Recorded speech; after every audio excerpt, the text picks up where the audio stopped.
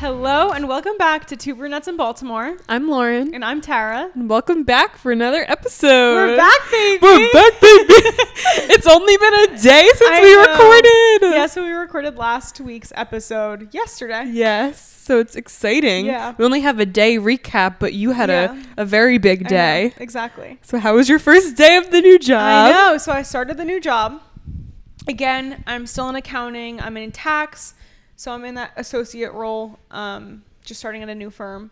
It is a regional firm, so it's smaller than where I was before. Okay. But interestingly enough, I'm at like their main office. And so it's like 3 floors of all of their different teams.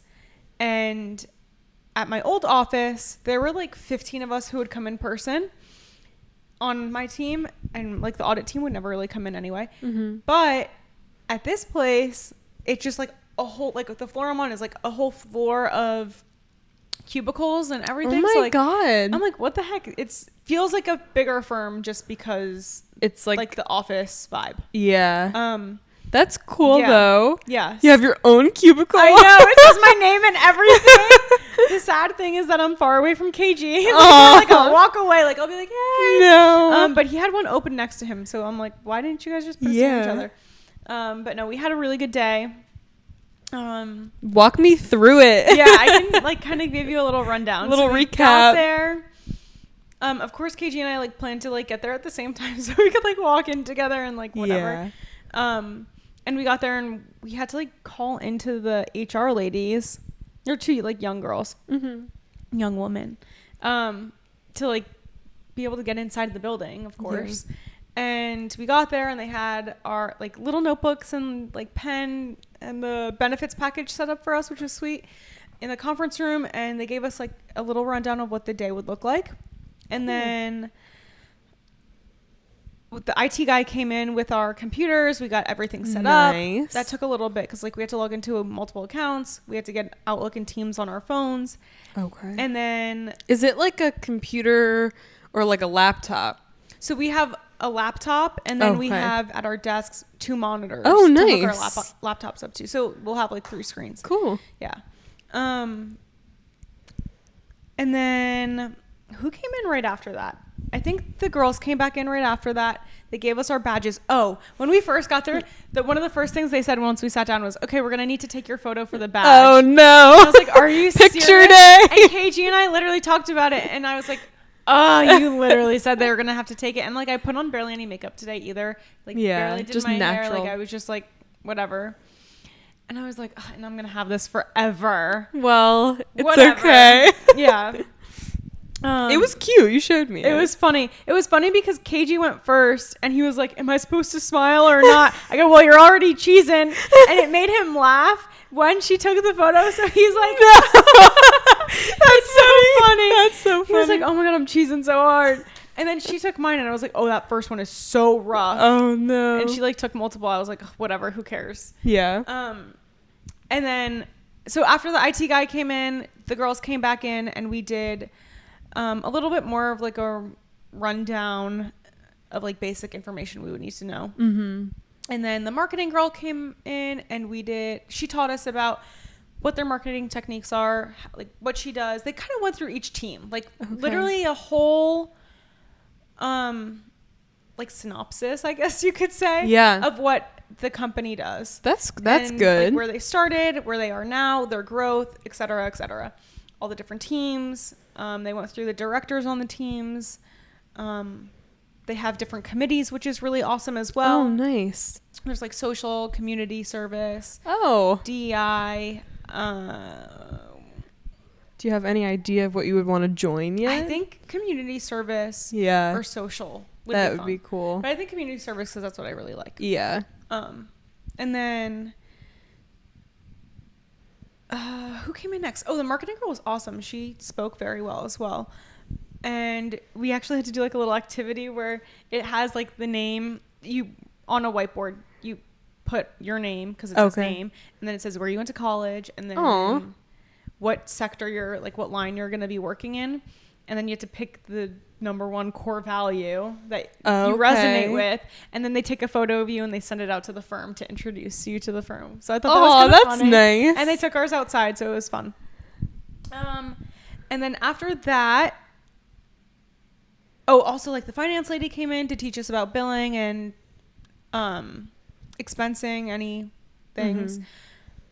And then the like CLO,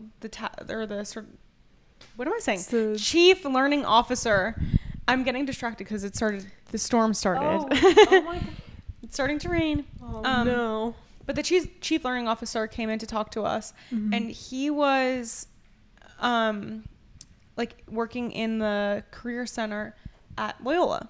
Oh. So I like worked with him. He was like one of the head people at the career center. He was really awesome. I worked with him a lot for Alpha Kappa Psi, and just like when I wanted to figure out what I even wanted to major in.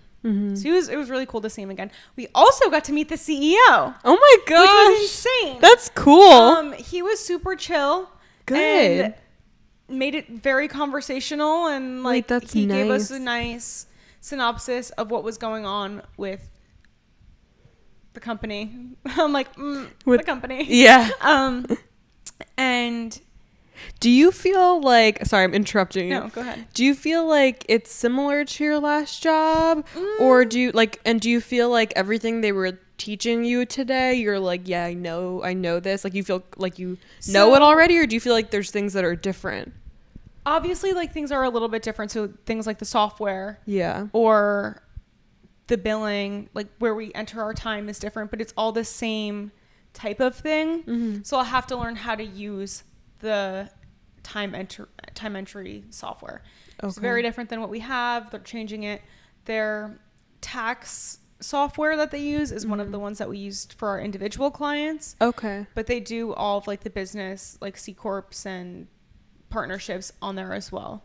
So I'll just like, I kind of have a pretty general understanding of it anyway. Just from the individuals, I'll just like learn, like fill the gaps when needed in the partnership and like corporation side. Cool. But like relatively the same thing at like a CPA firm. You have to do CPE, which is like the continual education credits. Okay. And once you get your CPA, you do have to have like something like 40 hours of CPE, like 30 to 40 hours of CPE a year. Okay. So they were talking to us about how they do that at this firm, which is a little bit different than what we used to have. But in general, things were pretty parallel, just same like molded to what they do. Okay. But yeah, the CEO was really cool. That's cool that you got to meet him. Yeah. He was new. Their old CEO used to actually do the interviews. Oh, really? And then he went to go take another role at the firm, kind of leading it, like doubling down and leading a different sector. Okay. And then this other guy took over, and he just seems like he wants to do the world. Like he wants to do everything. He's a pilot. He loves to hike. He's a dad. Aww. He's a CEO. Like he wants to do does so it much. all. Like he's a workaholic and just wants to do everything. So that was really cool. And then we went up to lunch. They had lunch for us. So back to that lunchbox conversation. I packed my lunch and because last night we went grocery shopping and we found like she needed Tupperware. We found this really cute Tupperware set from Target, and we were all excited. You got stuff for a salad. I know. And then we went to Sprouts in Canton, and it was like, I don't know. We had a really great shopping trip last night, and then I didn't even need it. At least I'll have it the rest of the week. Yeah. Unless they do this the rest of the week. Well, tomorrow they're taking us out to lunch. Oh. And then I think on Wednesday I'll probably need food. So that's perfect. And then after that, me and Kiji just had trainings to do. Okay. Just like computer. Like it was the sexual harassment one. Okay. And like the cybersecurity one. So we were able to do them together, and they were like trying to split us up. I was like, actually, like we could just sit in the same room and do it. Yeah. She was like, yeah, well, it's a video, so you're both gonna have to listen. I'm like, yeah, one person can mute and one person can play it out loud, and we can just click the button at the same time. Yeah. And then I thought about it later, and I was like, oh, probably because we can't take the assessment at the same time. Duh. But it was fine. Yeah. They didn't say anything. Whatever. And then after we were done, we like walked around the office, like all 3 floors. Stop. And we go to the 2nd floor, which is the wealth management floor. And we walk in, and there was like barely anybody in there, but the lady sitting closest to the door was like, "Can I help you too?" We're like, "Oh, we're new. We're just exploring." And then we just kind of walked around because it was empty. Like, not many people, they say, go on Mondays and Fridays. Okay. So you'll get to see more people tomorrow, hopefully. That's good. Yeah. It was a really good That sounds like a solid yeah. first day. Just kind of getting used to everything, doing all the trainings and things. And everyone was so kind and welcoming. That makes a big difference. Yeah. That literally will make or break a work environment for sure. So that's good. Yeah.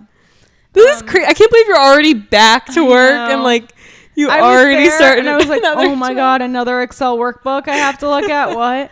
I was like, dang. Do you have anything you have to actually do tonight or no? Because it was only the first day. Okay. Just pick out my outfit for tomorrow. Like, sounds like a plan. Yeah. Oh, and then because I was saying in yesterday's episode, like, what is my daily routine going to look like? Oh, yes. Well, I think that I do want to work out in the mornings. Yeah. But this morning, I couldn't sleep last night. I got like 4 or 5 hours of sleep because it was like the first day. I was worried, am I going to wake up on time? Right. I had to like prep my salad and all my vegetables and all that jazz. I had to try on clothes that I ordered. Yeah. You know the deal. So I kind of had it a mess in my apartment still. So this morning I was like, I'm not coming home to a dirty apartment. Like I literally cannot. I'll be thinking about it all day. Yeah. So I cleaned in the morning, got ready, and I went, and I'm going to work out tonight. But I think tomorrow morning I'm going to work out. You're going to try in the morning. Yeah. I was thinking of doing the same thing. Yeah. Because I also didn't work out today yet. So I was going to tonight.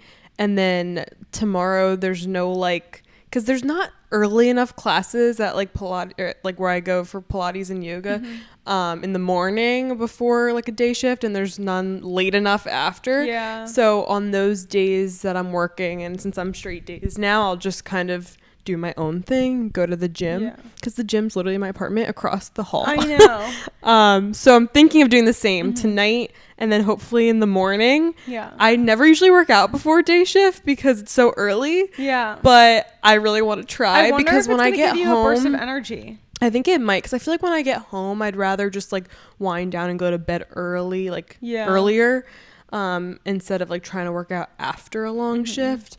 And I mean, everybody says that it'll give you energy. So just like a little, it doesn't have to be like crazy long, because I already get up at like 5:30. So I'll probably get up at like 5 or 4:45.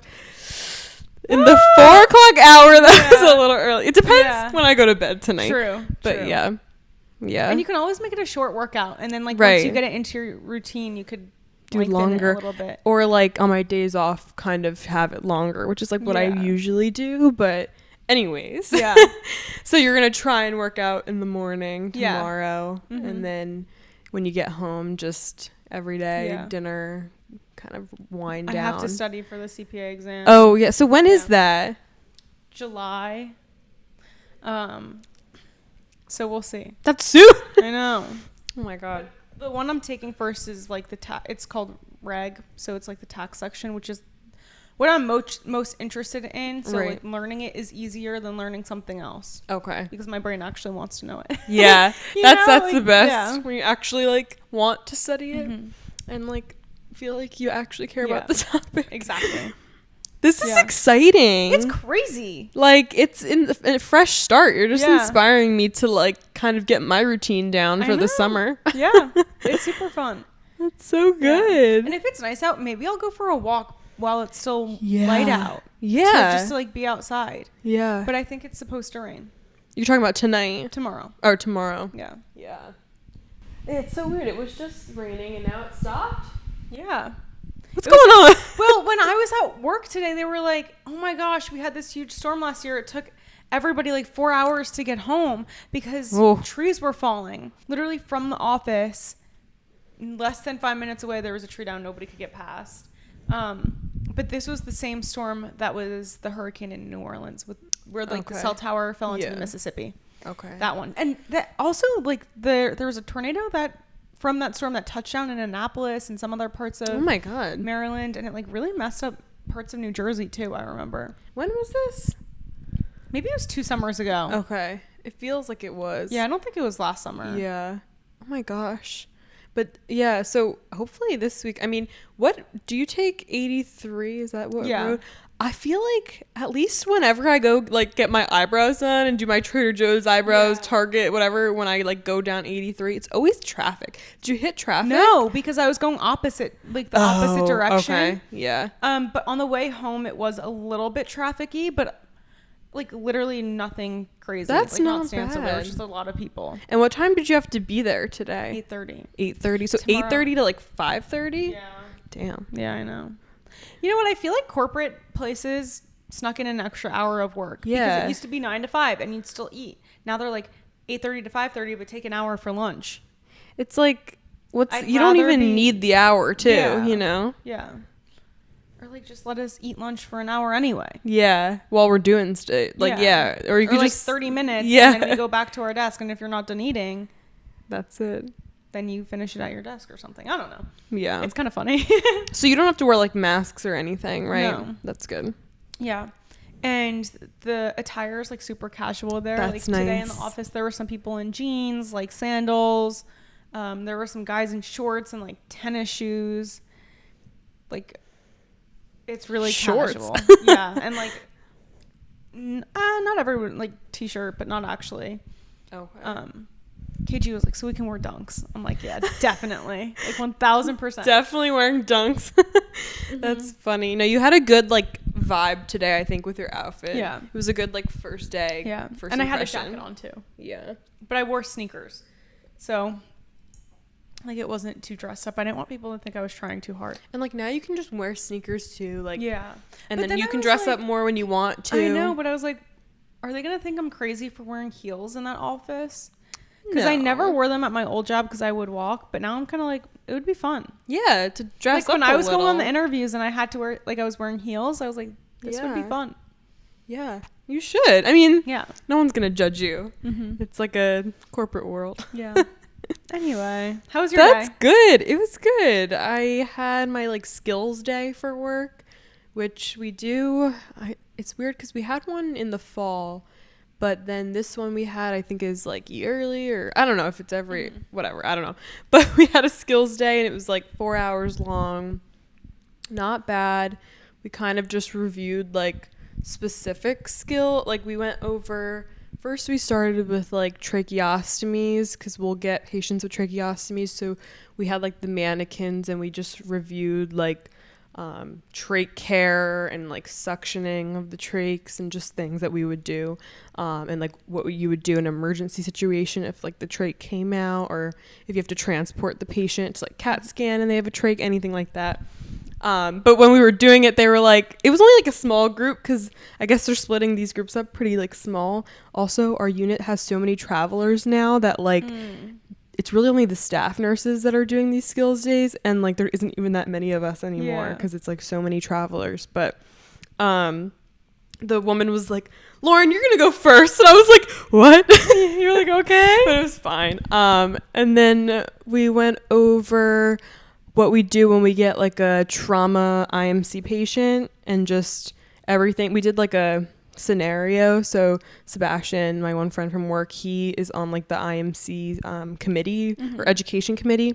So he went over that whole scenario, and it was like a mannequin patient with like a collar, a C-collar that got into a car accident. They had like a pelvic fracture and like all this stuff.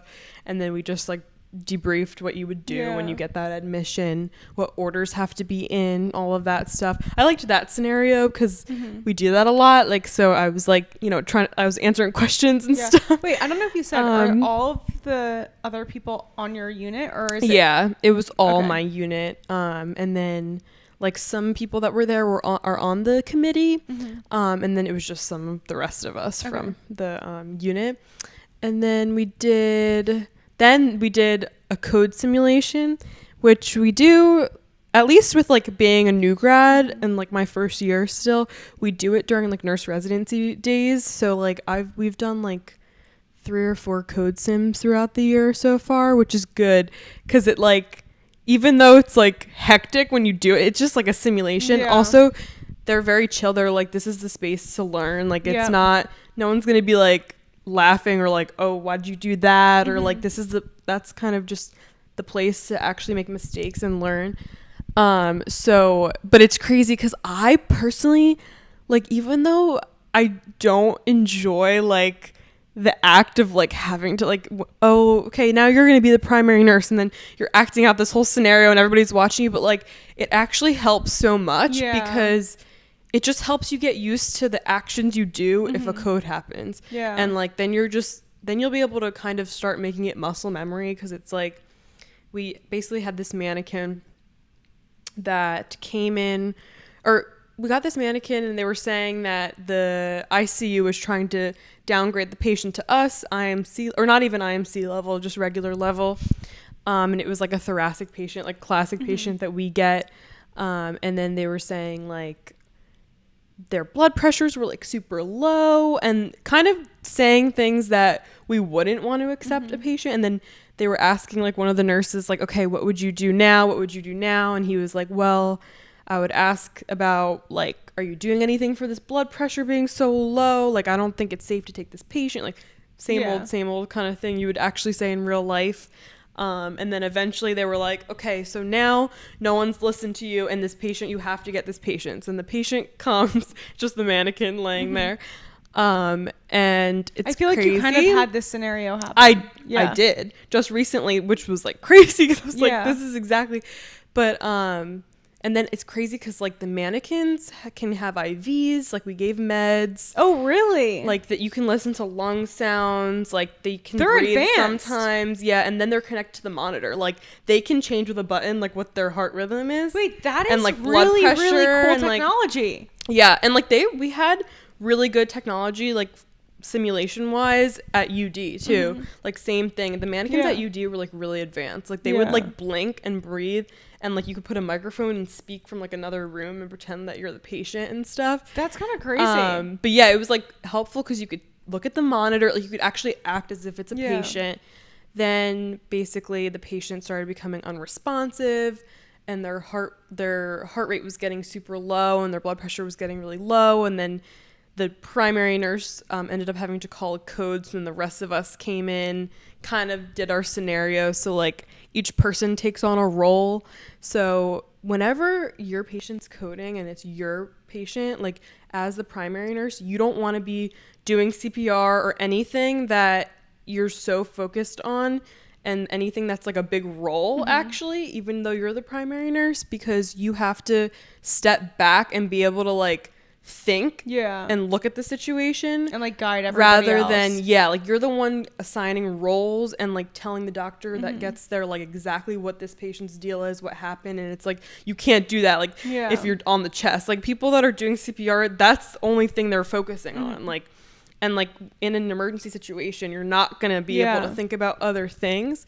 So like we first like got the bed flat, then we like got the backboard under the patient, got the pads on the patient, and then like one person took over. So like the blood pressure wasn't crazy low at first and they still had a pulse, so we didn't have to start CPR yet. And then the doctor comes in, it was like one of the nurses that was leading this.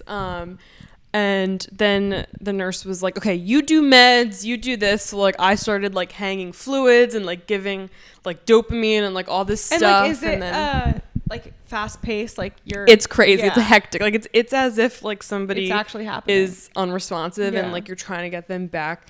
But like even in the simulations, it's so much like today when we were doing it, like we're acting as if it's high real. Stress. So like I could totally tell how people are just focused on what they're doing, because I wasn't even like doing like I did end up being one of the people doing CPR, but like when I was doing the meds, that's all I was focused on, because I was drawing up 2 meds. I had to get the doses, put flushes, like, and then as you insert them, you have to say loudly like 1 milligram of epi given, because somebody is always in the corner that has to be documenting the whole time, because you can't not have like documentation of the code. You have to know when things are given, kind of what's happening. So like someone takes on that role, someone does meds, a couple people will switch out for CPR because it's extremely exhausting. And like you really are only supposed to do it for like not even 2 minutes, and then you're supposed to switch because that's how much it takes out of you. Oh my gosh, I didn't know that. Yeah, like even on the mannequins, it's like you're like exhausted. And are the mannequins weighted? They're so heavy. Oh wow. And like on the basically it's like our AED, but we call it it's like a different machine. But that's kind of what you connect to the patient with the pads, and then that's what can like analyze the rhythm, give shocks, things like that. And that actually tells you how well you're doing CPR. So like as you're doing it, the AED like tower is supposed to be on the opposite side of the bed, because it'll say like the rate you're doing it and like the depth, and then it'll say like go deeper or go faster if you're not. But somebody's actual role is to be the CPR coach who watches the person do compressions and making sure they don't get too tired. Because if they're too tired, you have to say, okay, I'm taking over, because oh my gosh. Yeah. Basically what's been found to actually bring people back is high quality CPR over anything else, over shocking. Wow. Like, so like high quality CPR is the most important thing in like a code. So how many nurses are in on this one scenario? So like today, like the simulation that we did, it was like 6 nurses or something. Wow. And like basically if this happens on a unit, anybody that can help needs to go. But if you have too many people in the room, it can be hectic. Too overwhelming. Also, somebody has to be paying attention to every other patient that's still on the floor. So like that's also like helpful if someone just stays out in the hallway and like actually helps with other people's patients, or like the person who has this patient coding their other patients, because codes can last up to like hours sometimes. Oh wow. But yeah, so like it was crazy. And then there's one person doing like, there's just like one person doing the rescue breaths, so at the head of the bed behind the patient's head, and like giving them the breaths with the bag. And it's just like there's so many steps that go into it, and then on top of all of it, you're like looking at the machine and it'll be like clear, and then you have to all be clear, and then it'll be like analyzing rhythm, and then it'll say like shock advised or shock not advised, and then you'll hit shock. And then there's this whole thing now where like it used to be like clear, and that's all you would say, and everybody would clear the bed because you don't want to get shocked. Like if you're on the patient, you'll get shocked.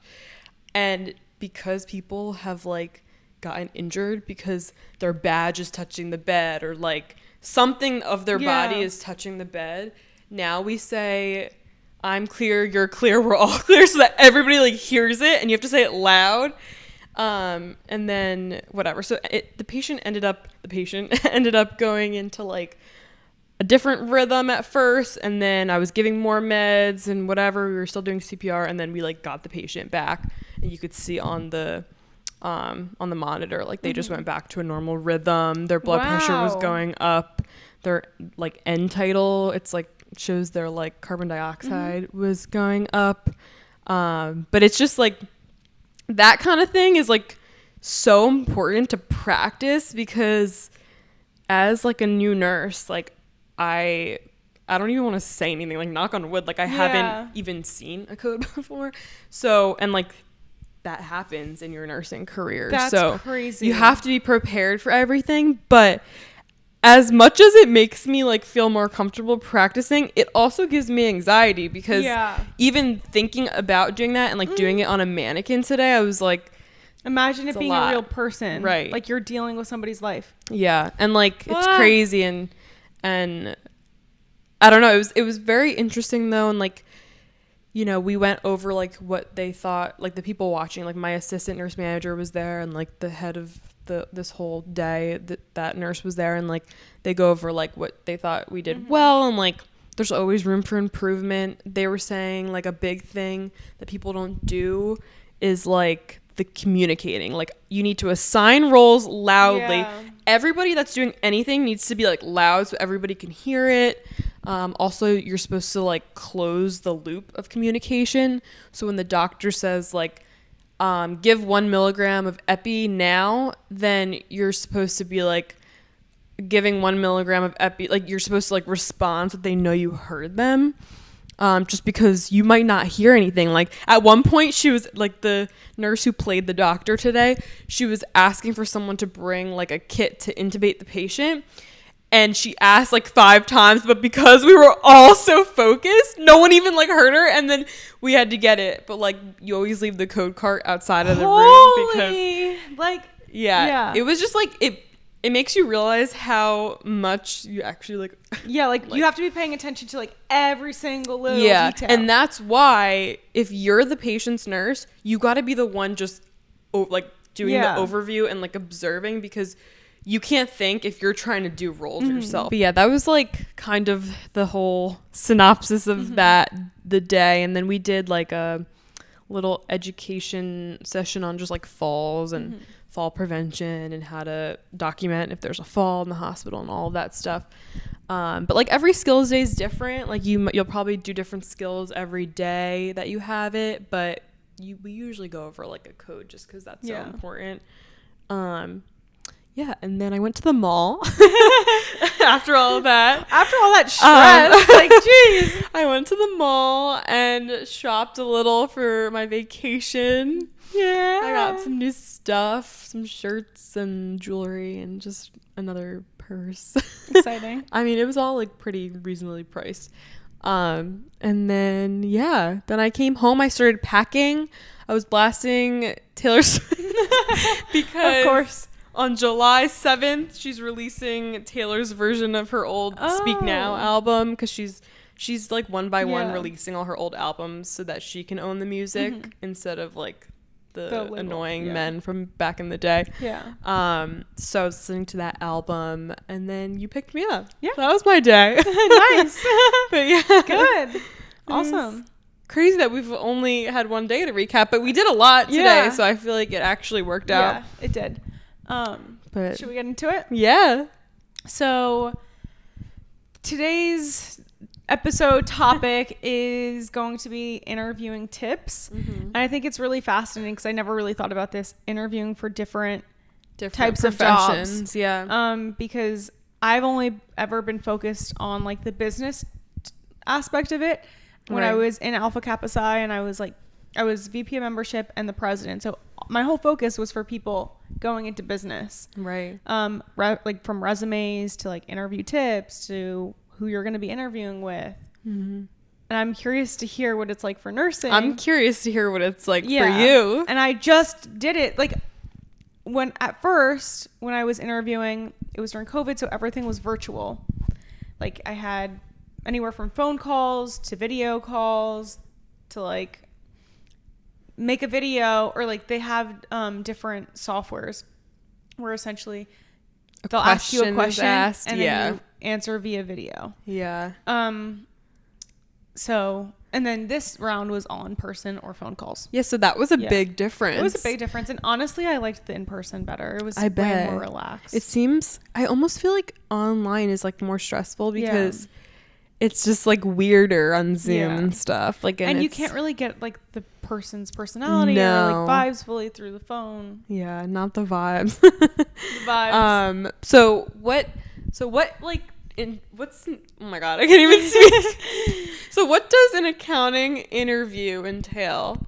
So, like what, or maybe we should start with like the prep for an interview. So like the resume building and like everything you have to have for that. So I feel like the resume is a really big thing. If your resume looks good, if you can write properly, like that's the first thing that they see. Right.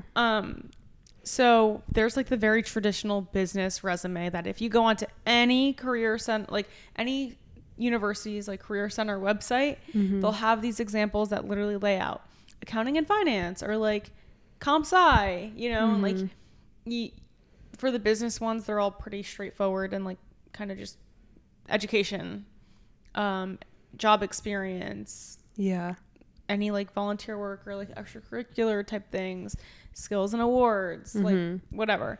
But one thing that my mom has really instilled in me is like writing the bullets to be very particular.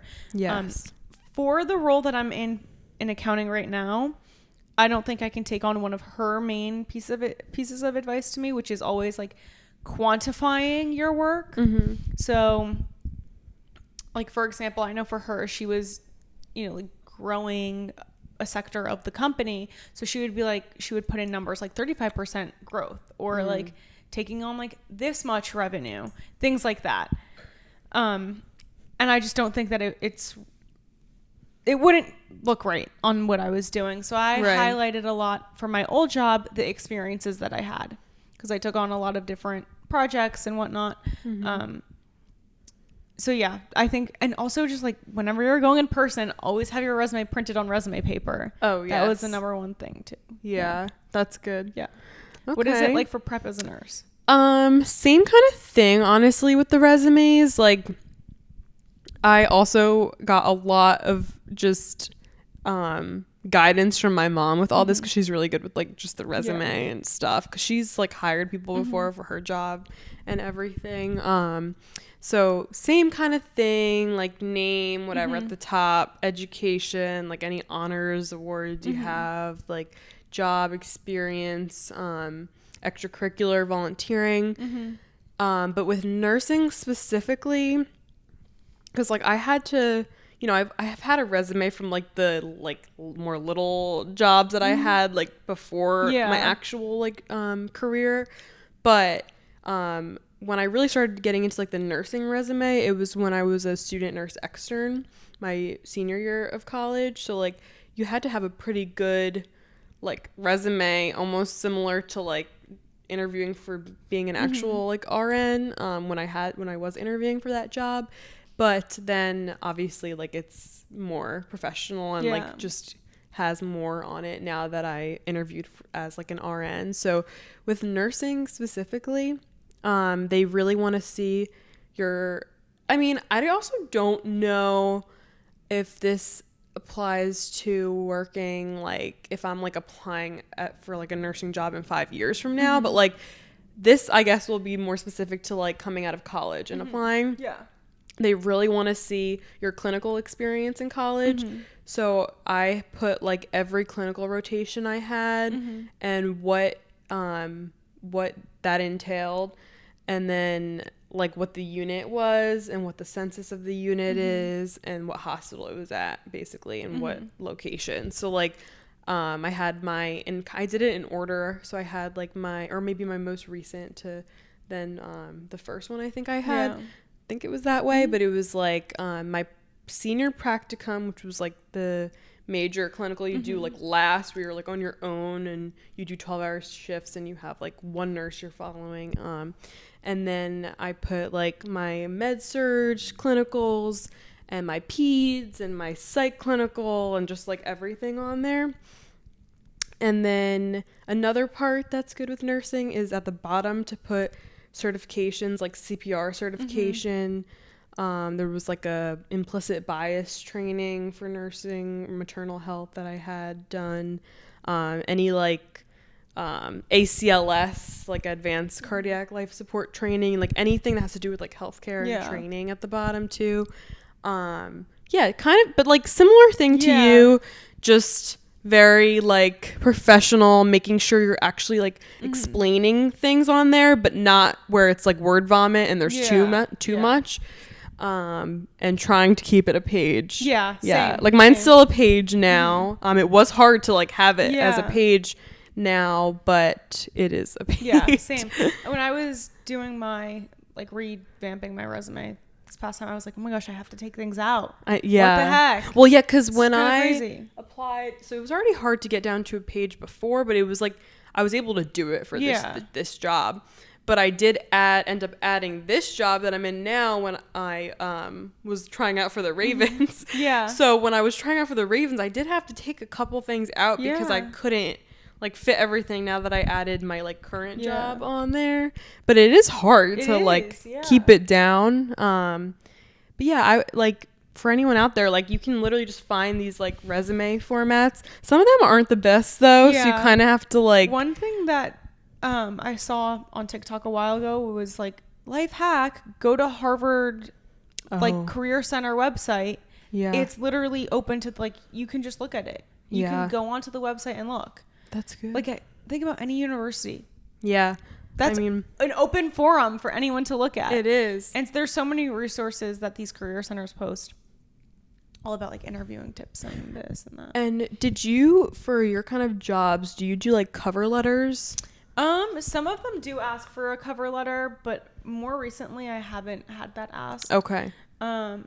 If they ask for it, I'll write one up. If not, I'm not gonna write one. Yeah. I just don't think it's necessary. Yeah. Did you have them? I did, and I feel like for nursing, it is kind of like they more want to see it than not. I mean, it's not always required, but it is good to do it and kind of cater it to that specific hospital and their core values and facts about the hospital and why you want to work in that specific unit or specialty. And like, I think it is really good to have it. I did it for my current job. I think it was required. But like, I'm pretty sure it was optional for like when I was a student nurse extern, but I still did one then just because I was kind of told by older nurses to still do it.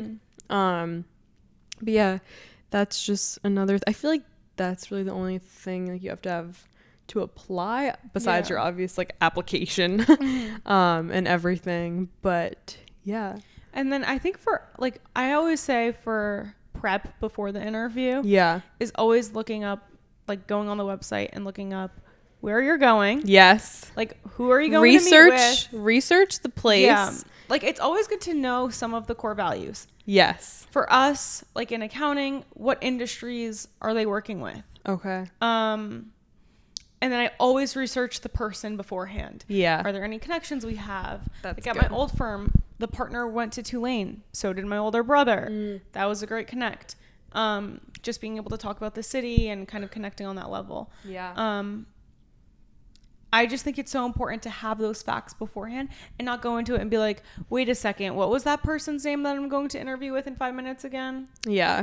Like, know and a little it bit. just shows like, and like during my interviews for my current job, because I interviewed for 3 nursing units. I threw in like they like when you're like, you just randomly throw in and blah blah blah, you know, and I really line with your core value of this and this because it just shows that you've looked like, them up and you actually care. And it's honestly, it doesn't take that much work to just look it up. Like it's not really that hard to kind of like weave it in there. Yeah, exactly. Sometimes like for us, if it's a smaller firm, it's good to be familiar with like how they started. Yeah. Or who started it, because maybe they're still there. Yeah, that's good. Yeah, it's different because with most hospitals, it's just such a big institution. So exactly. Or like they've been there forever. Right. Which is like why at my other job, I like didn't even bother with that type of thing. But at these smaller ones, when I was interviewing, I was like, okay, like, let's take a look a little bit about what was the start. Yeah, that's the foundation. Yeah. But that's prep. Yes.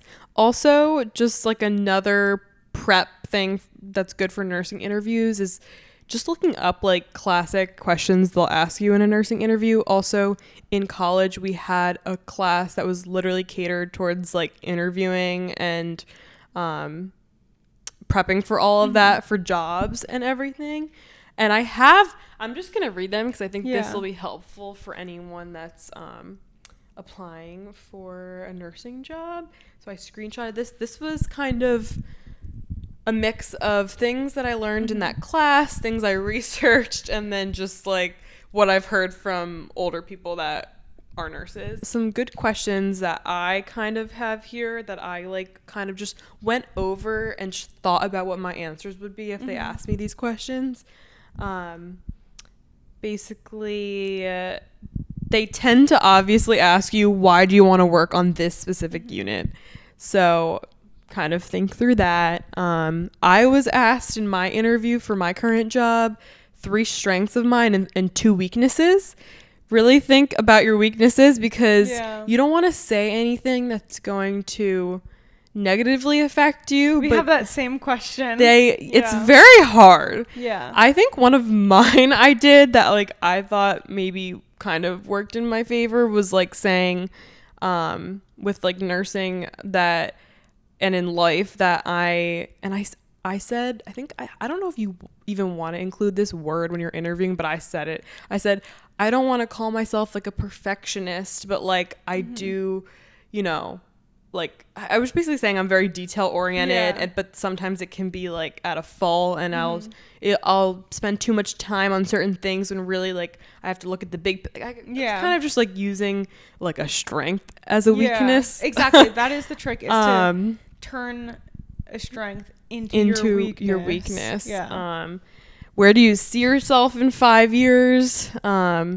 With nursing, you don't want to be like at this other hospital, or like you would want to say more like climbing the clinical ladder, like precepting like new nurses, maybe looking into management, going back to school, things like that. And then they did ask me, like, they do ask scenario questions a lot with nursing. So like example of a conflict I had in the hospital, or like a time when I went above and beyond for a patient. So you want to think about experiences you've had with patients before. That'll really help. And then, there was one where they asked me like a time where a patient wasn't happy no matter what I did for them. So I had to like really think, because, you know, I only had that nursing school experience. Like I was never a nurse before this job. So it was hard to like think about. I think it'll now be a little, not easier, but just like I'll have more to talk about with interviews now that I actually am a nurse, because I have way more just time in the hospital and everything with patients. And then let's see, also like not even just the specific unit, but if you're interviewing to be a pediatric nurse or an L&D nurse, or there's a specific specialty, make sure you know why you're like getting into that specifically. And then always have questions at the end of interviews to ask them, because the worst thing is if you're like, oh, like I don't have any, like if they're like, do you have any questions for us? And you say, no. What types of questions would you ask for nursing? So I have a list of these too. So requesting to shadow, see if you can shadow on the unit before you start. If you haven't already, you could be like, oh, is there an opportunity for me to shadow before, or like after this interviewing process? Asking about like opportunities on the unit and how to kind of get involved, which like, you know, committees or like kind of precepting or, you know, things like that. Ask about the culture of the unit and how they work as a team, because that's very important to hear like what their opinion is of the culture, because that can really make or break your decision. How they fit into like their core values. You could ask about, especially as a new nurse, orientation and what like just goes into all of that, like time wise, and just kind of how that's laid out. That's so interesting. These are all things that we would ask as well, and I thought that there would be a lot of differences. But I thought they would, like, too. Honestly, not like precepting, like it would be but something different, catered to accounting job. So that's so fascinating, because I would have thought that there are so many more differences, and there's not. That's interesting. It was I was excited to do this topic to see the differences. Also like what the process moving forward is like for the interview, like so like what's the next steps, and then another good one was what these are like, I have so many here, but I just thought it'd be good to say it in case anybody could get anything from this. What is the average like longevity of nurses on the unit? That's a good one, because it shows how many like, I mean, I don't know if like there's a better way to say that without being like, well, I want to know like how many nurses are leaving your unit and everything. What you feel your unit's biggest strength is, and then I like specifically really liked like the core values of my hospital, like diversity and inclusion. So I asked about how they like incorporate that on the unit. And I think that was like pretty much all the questions I had on my list, but it's fun. So they're very similar to like things you would ask and things you would have on the interview. I think that's so funny. Because I'm like over here thinking, okay, this is going to be so different. But no, same thing. Culture, opportunities and room for growth, opportunities for like taking on larger tasks. Same thing, like what are next steps? Like literally all the same questions. And like with nursing too, like just be prepared, because they'll throw sometimes scenarios at you and like ask you to like answer a question and what you would do in that case, or If you're going to a new specialty or a new unit, kind of researching the patients more or the types of patients you could get. For when like we go into interviews in accounting, like I've noticed that in my, they call it like university recruiting. Mm-hmm. When I was going through the interviews then, it was more like to gauge your personality and like motivation to learn and like will she be able to grasp onto concepts. So a lot of the questions were more about like I like didn't even know this because I asked the people I interviewed with at my old company, like, okay, what did you think during my interview? Yeah. Like during happy hour one day, and she was like, oh yeah, I really liked that you went to Utah during your semester, like your COVID semester with your friend, because you really turned a terrible experience into a good one. I was like, really? Are you serious? Like, that's what you remember from the interview, and that's what got me the job? Like, what? It's true though. They want to hear life, like about your life too. Yeah, and she was like, yeah, I mean, you literally turned that scenario into something better. And then she goes, and then we like were talking about one of the new hires and whatever. She was like, yeah, and for you, I knew that as long as we made what you were learning or like going to be working on interesting, you would love it.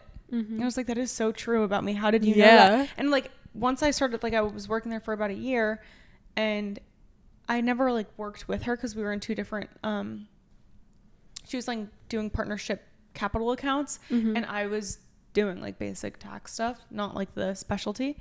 And so I never actually worked with her on any projects. So I was like shocked that she remembered that from my interview, or even like took that away from the interview, because I didn't think I like portrayed it, but like she knew a lot about me just from what I was saying. That's good. And then once I've done, like, obviously it's only been 1 year of experience, but I did have a few technical questions asked in this last round of interviews that I just went through a couple of weeks ago. So I was kind of like, oh my God, how do I answer these questions? Yeah. So I thought about it, and I was like, okay, like you honestly know what you're doing. Yeah. Just say it. And if it's like completely, or if it's not spoken correctly, they understand that you're only a year in. Right. It's all you can do is like try your best at answering the question. But like there were a couple questions like, what kind of adjustments have you worked with? Like more about like calculations and different like very specific numbers on a return that like maybe more complex, for example, or like state things. I don't know. It was very interesting though, because I was like, wait, where is this coming from? Like, I never had to answer these questions, and still some places didn't even ask the questions. Right. So it was just fascinating to see. I mean, every interview's different too. Like I had the 3 interviews when I was interviewing at this like specific hospital about a year ago, or it was over a year ago. It was like winter last year. And you know, every interview is going to be different. I don't know, but yeah, it's interesting because they're never gonna ask like everything that you're prepared for, but those basic interview questions, it's just good to kind of think about your answers ahead of time. Even like type it out or write it out and just like have it in your mind, or like open up your camera on your computer and just practice saying it.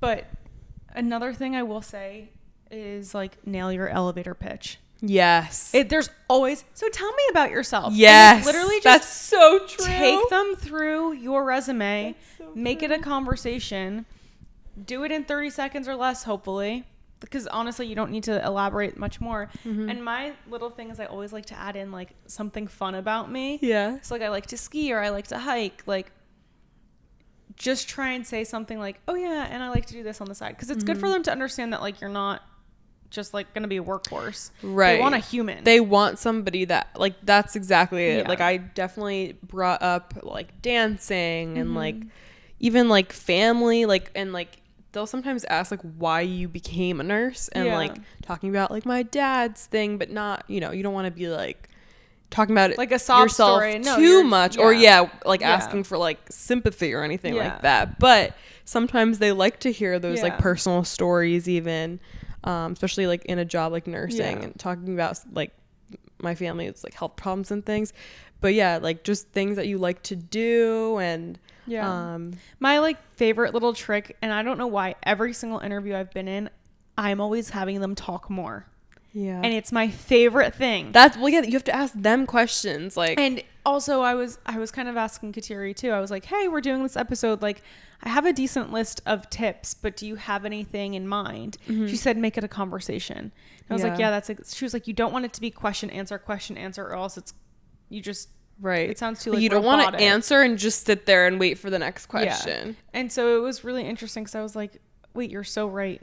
But also, like, I always come out of interviews and I'm like, I barely even spoke. They're not going to know anything about me, but they all love me because they're all talking about themselves. Yeah. And I'm allowing them to talk about all of their wins. Right. You know? Right. So it's kind of funny in that way. And another thing I always do is send a thank you afterwards. Yes. Like, always do that. Must. You don't want to just like leave and not send. I always send an email. Yeah. And like, I have learned too, I think I actually was looking up like tips at this specific hospital. Like, it was because the hospital I work at is like a university hospital, so I was looking at the university's like tips from their nursing course about like the thank you email, and they were like, always mention something you enjoyed like specifically talking about. Like, always. I really enjoyed hearing about your units, blah blah blah, thank you so much for the opportunity, like whatever. Like, you want to say something specific on this. Like, at the place that I'm working at now, I had to interview with 4 different people, so I had to send 4 different thank yous. And I was like, how do I personalize them? I can't send the same thing. So I was just like, and it was like 2 different interviews, 2 people. Mm-hmm. So 2 people heard the same exact conversation. Right. So obviously, like, I was able to connect with one person about Jersey and like Jersey Shore, like the Jersey Shore and all the beaches and everything. So I said like something about New Jersey in the email, just to like set it apart. Like, I heard you and I heard our conversation, and like, you know, you're not just like somebody I interviewed with. But I don't know, let me see, I have a couple more tips. And just like a last thing for me is, before the interview, give yourself time to just like take deep breaths, because I will tell you that has helped me so much when I'm going into stressful situations. I just sit there and take a second and take some deep breaths and remind yourself it's not the end of the world if you slip up a couple times or you can't find your words. Like, these people like are people too, and they're not perfect, and they don't want the perfect person. They also interview a lot, so they see nerves. Like, they know people get nervous in interviews. And then after, try not to overthink it. Kind of just put it out of your mind, do something else, and then see what happens, because that's all you can do. It's so funny because I'm not a nervous person. Unless I'm getting in trouble, I get nervous. If I'm in trouble, I'm nervous. I'm worried. I'm like anxious. But like, I'm not a nervous person, so I went into these interviews and I was like, okay, you were chill. I'm like, hey, how are you? And like, honestly, one lady I was interviewing with, like, she was interviewing me. She was like, I'm so sorry, during these interviews I get so nervous. I'm like, why are you nervous? She's interviewing you. But funny. I was gonna say 2 other things was always dress up, even if it's a casual dress policy.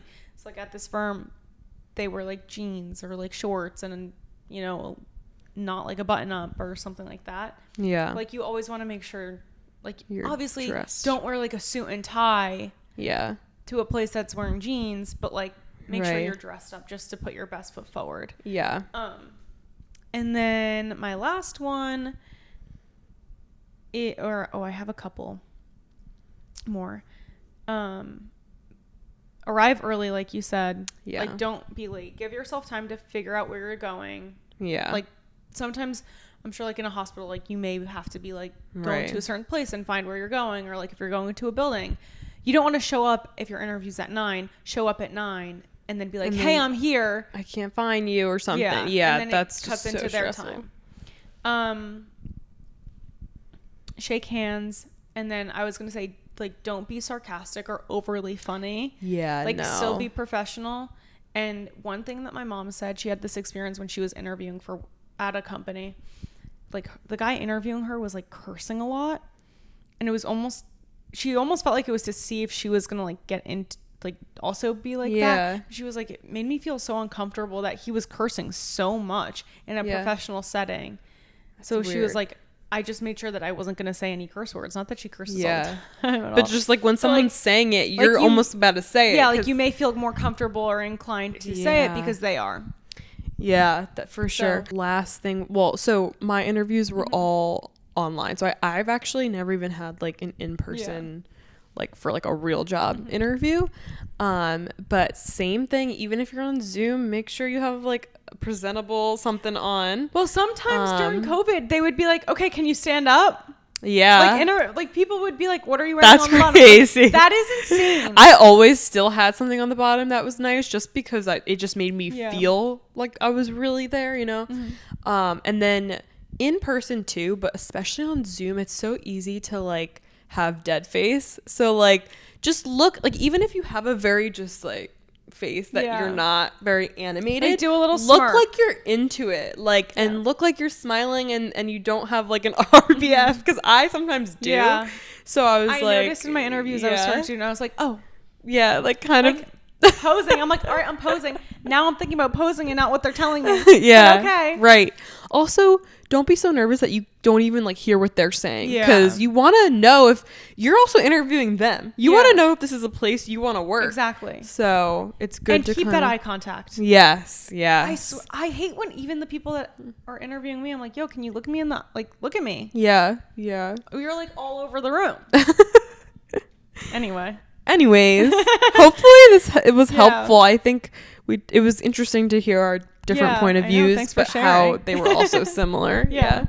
Awesome. All right. Well, I hope you guys enjoyed this episode, and make sure you like, comment, subscribe on YouTube, listen on Apple, Spotify, wherever you get your podcasts, and stay positive and have a good week. Cheers. Cheers. Bye.